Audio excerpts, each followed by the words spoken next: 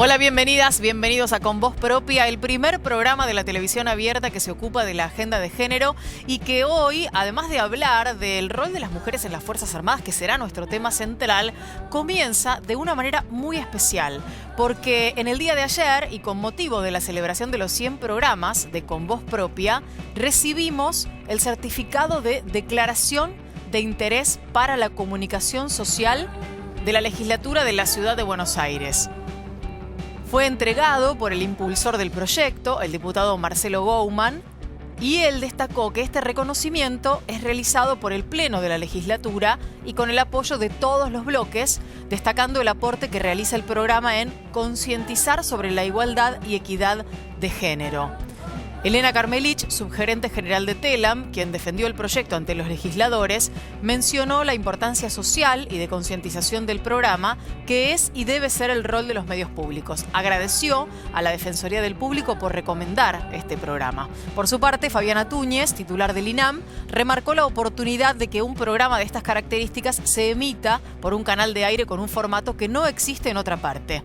Emilio Laferriere, vicepresidente de RTA y director ejecutivo de la Televisión Pública Argentina, destacó este programa como un hito en la TV abierta y federal, ya que es el primer informativo diario y en vivo que cuenta las noticias centradas en los derechos de las mujeres. Estamos muy felices de haber recibido este reconocimiento y agradecidos a la legislatura porteña por habérnoslo hecho llegar, además en el momento en el que estábamos celebrando nuestros 100 programas en el aire de la Televisión Pública Argentina. Avanzamos con más noticias. La primera de ellas tiene que ver con 7 hombres que violaron a una adolescente de 17 años. Una chica de 17 años fue internada luego de haber sido violada por 7 hombres en Luján el domingo a la madrugada. La adolescente fue encontrada en estado de shock y frente a una plaza donde fue asistida por policías. La joven le dijo a los efectivos que se despertó en una casa junto a una amiga y 7 hombres que no conocía.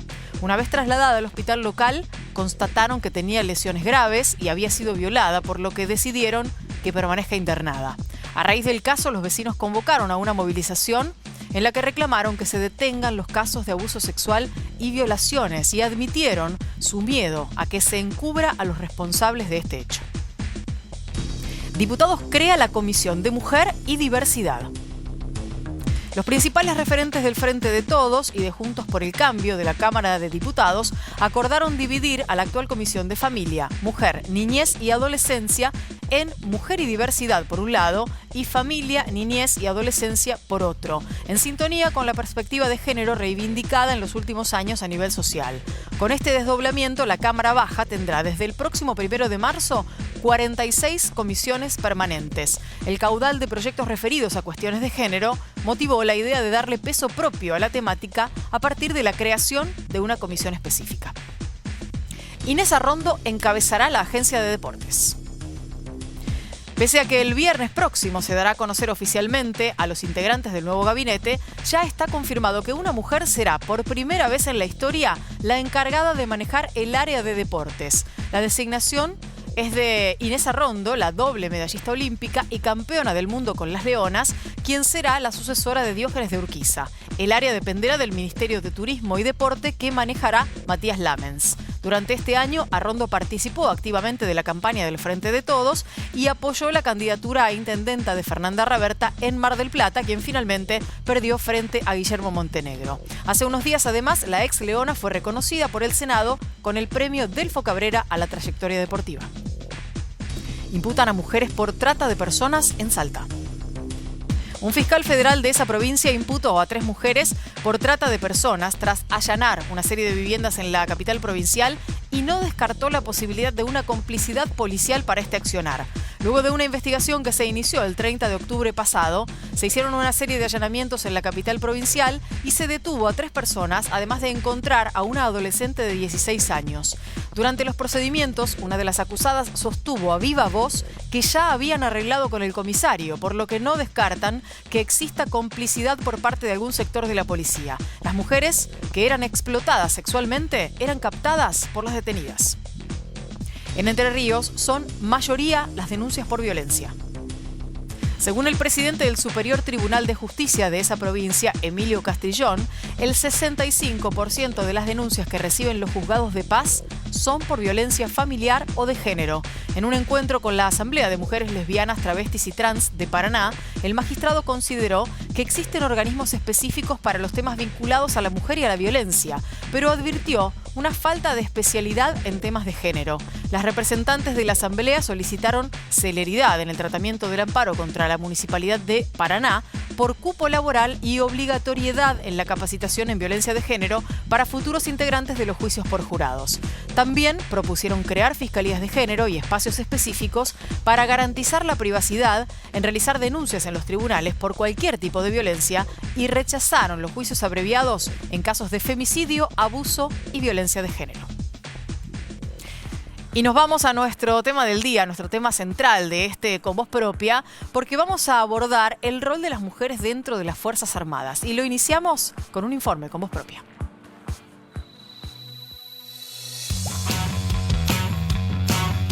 En 1816 fue Juana Azurduy la primera mujer en ser nombrada generala del ejército argentino por Belgrano. Pero luego, por más de 150 años, las Fuerzas Armadas tuvieron un sistema claramente patriarcal.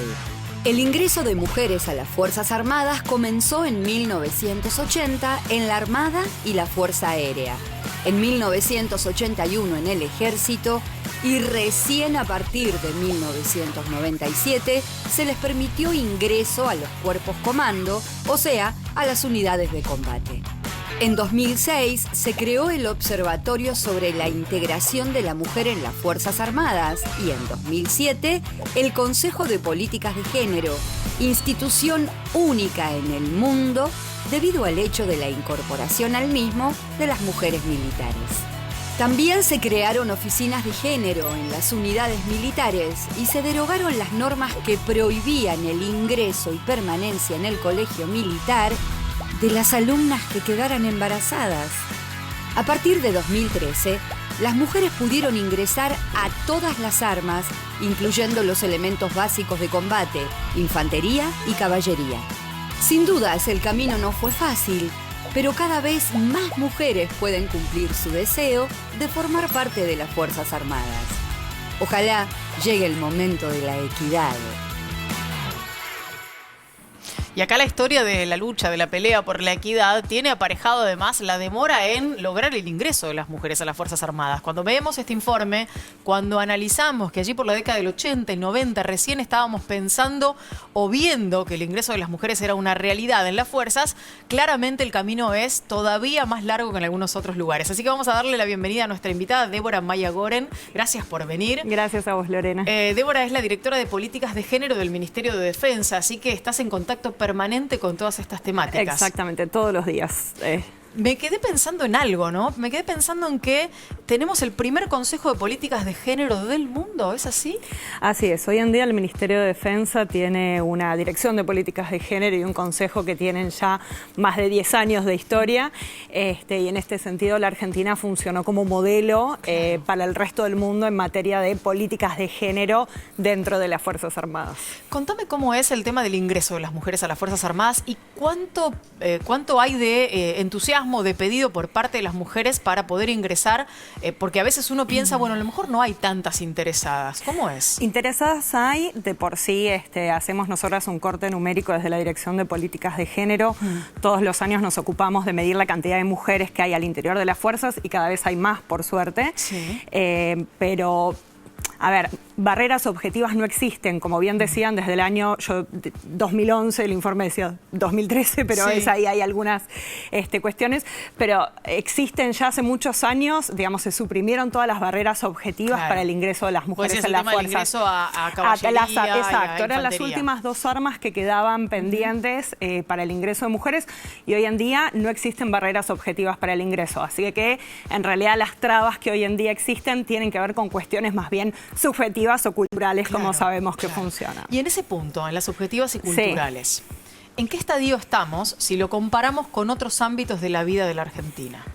A ver, yo creo que en realidad no es una cuestión de creencia, es una cuestión de análisis, mejor dicho.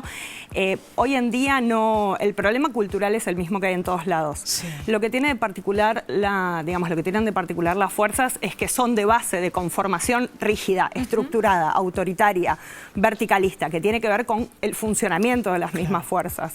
Entonces, esta rigidez hace un poco más difícil la permeabilidad a los cambios y a las modificaciones y a las propuestas que nosotros podemos intentar acercar para generar estos cambios y facilitar este ingreso. ¿Incluso con los más jóvenes? ¿O hay diferencias entre los más jóvenes y los más grandes? Hay diferencias. Hoy en día en el Consejo de Políticas de Género participan mujeres que ya tienen una trayectoria muy larga dentro de las Fuerzas Armadas y que han sido pioneras y han luchado y han trabajado para destrabar el ingreso de las mujeres, para mejorar las condiciones de las mujeres dentro de las fuerzas, porque no es solamente un problema de ingreso, es un problema de permanencia, exactamente. Sí. Y hay mujeres jóvenes y algunos varones jóvenes también, porque me parece importante decirlo, que están sumamente comprometidos con la temática y que trabajan y aportan y tienen otra cabeza, ¿no?, propia de la cuestión generacional. Me quedo también con algunas cuestiones dando vueltas alrededor de lo subjetivo, porque muchas veces esas herramientas subjetivas son las que entran a jugar cuando hay, por ejemplo, alguna denuncia por algún tipo de acoso o abuso. Y no me voy a meter en cuestiones que tienen más que ver con la filmografía, las películas y todo esto acerca de las cosas que suelen ocurrir en otros países dentro de las Fuerzas Armadas. Sí. ¿Cómo es el tema de los abusos y del acoso dentro de las Fuerzas Armadas en Argentina? A ver, mira, parte de la tarea que tenemos nosotros en la dirección es recibir denuncias. Son denuncias en el ámbito administrativo, obviamente, no son judiciales, trabajamos permanentemente con juzgados, pero, digamos, por lástima hay una cantidad grande de presentaciones. Y, digamos, ir trabajando con ellas requiere, digamos, una cosa es la presentación formal en sí misma, bueno, nos llega la denuncia de abuso, empezamos la tramitación, se arma la actuación disciplinaria, digamos, la investigación administrativa dentro de las fuerzas, y otra cosa es trabajar con el contexto.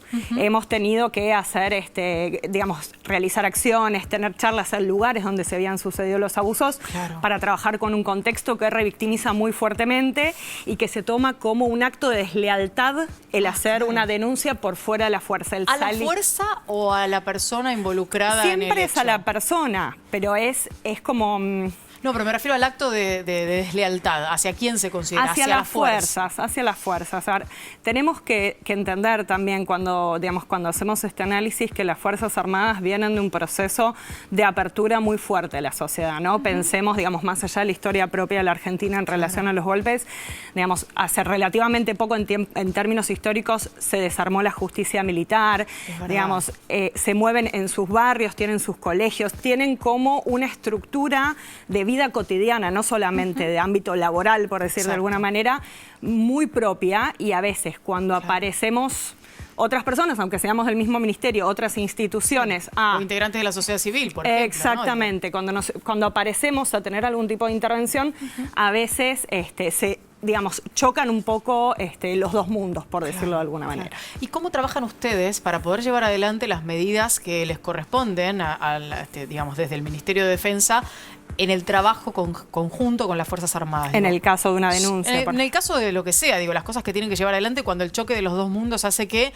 muchas veces haya resistencias. Para empezar, dentro de las fuerzas hay oficinas de género, hay equipos de violencia, que son nuestros principales aliados, nuestras principales aliadas, que son las que están más formadas para trabajar con estos temas, conocen, porque son mujeres militares, conocen cómo funciona la fuerza, conocen los contactos, conocen los contextos y son fundamentales para llevar adelante nuestra tarea. Y después, digamos, hay que hablar con jefes, requiere mucha reunión, requiere mucho llamado, obviamente, digamos, siempre en el marco de una formalidad, de la tramitación de una denuncia o del armado de una actividad, una capacitación, una intervención del tipo que sea. Pero, digamos, por suerte, digamos, existe mucha estructura dentro de las fuerzas porque las mismas fuerzas digamos, como decimos una cosa, decimos la otra. Entienden los tiempos en los que vivimos y entienden que hay que generar cambios y generar condiciones para avanzar, ¿no?, con esta temática. Vos hablabas de diferentes charlas, imagino, y capacitaciones y demás. ¿Cómo han sido en el transcurso de estos años las diferentes maneras de recibir esa capacitación de los integrantes de las fuerzas? A ver, yo como directora, hablo en términos personales porque participo mucho en estas capacitaciones. Me llevo una experiencia positiva porque, cuando pedimos participación, cuando pedimos que cuestionen, que pregunten, hay mucha participación, hay mucho cuestionamiento, aparecen resistencias, hay argumentos biologicistas a veces. ¿En serio? Sí, hay argumentos biologicistas, pero a ver, insisto, no son todos, algunas voces hablan de esto, pero bueno, de a poco los vamos derrumbando. El año pasado, con toda la discusión en torno a la interrupción legal del embarazo, se generaron algunas resistencias mayores y siempre teníamos cuidado de decir que esa era una discusión que se daba en el Congreso, que nosotros estábamos hablando de violencia de género, cosas, de la 26485. Son muy respetuosos de la ley, entonces tener una ley como la 26485 ayuda mucho. Pero bueno, vamos generando herramientas y también tratamos de trabajar en conjunto con estas mujeres militares de los equipos y de las oficinas, porque siempre es bueno que haya una mujer propia participando de estas capacitaciones. Ahora, es curioso esto que decías, ¿no? Porque con el debate en el Congreso por el tema aborto y que se haya trasladado a las Fuerzas Armadas dentro de estas capacitaciones, también de alguna manera lo que a uno lo hace pensar es, bueno, el tema está dentro. El tema se debate, el tema seguramente debe seguir cuando están haciendo sus prácticas, en una conversación mientras están almorzando, ¿no? Y esto también de alguna manera es positivo, incluso aunque la resistencia siga siendo fuerte todavía. Siempre es positivo. Nos ha pasado de, por ejemplo, en un mismo batallón, en una misma unidad, trabajar con dos grupos distintos, con un día de diferencia, y llegar al segundo grupo y encontrarnos con que el primer grupo les había trasladado cuestiones y que habían estado discutiendo y que habían estado debatiendo. En ese sentido, a mí me parece interesante, como hay algunas cosas malas que se preparan para lo que uno va a decir y los que tienen más resistencias están más preparados para resistirse. Hay cosas buenas porque hay un avance, hay un compartir, hay un cuestionar. Porque también muchas veces cuando terminamos estas capacitaciones se nos acercan personas, mujeres, varones, y nos dicen, me pasó esto, pasó aquello, yo no sabía que podía recurrir a esta dirección para denunciar, consultar, o digamos... Es la tarea de capacitación, ¿no? Y la de difusión, exacto. El dar a conocer el recurso y dar a conocer las posibilidades que existen. Débora, te pregunto por último, ¿qué cosas son las que movilizan a una mujer a querer integrarse a las Fuerzas Armadas? Yo creo que las mismas cosas que movilizan a los varones, desde el lugar del orgullo de pertenecer, son todas mujeres muy orgullosas de los uniformes que llevan, el representar a la fuerza, al Estado. Siempre, digamos, hay muchísimo orgullo, muchísimo honor, te habla mucho del honor, del orgullo. Y también creo que en algún punto es mostrar que ese espacio también les pertenece. Digamos, yo creo que ha costado mucho, sé que ha costado mucho. Hoy en día cada vez son más, cada vez hay más visibilidad, cada vez se las ve más en las imágenes, en los videos. Les ha costado, pero estar donde están les representa también eso, el ser mujeres militares. Yo creo que hay conciencia de eso, no se dice demasiado, pero sí hay mucha conciencia de eso, de las dificultades que tuvieron para llegar y lo que vale, ¿no? También el haber llegado. El hecho de haber llegado. Exactamente. Débora, muchísimas gracias por haber venido, un placer conocerte. Igualmente, Lorena. Y nosotros nos vamos a ir a la pausa, pero lo vamos a hacer de alguna manera también continuando este tema, porque lo que les vamos a invitar a compartir con nosotros es más cantidad de testimonios. En este caso, mujeres de las Fuerzas Armadas con voz propia.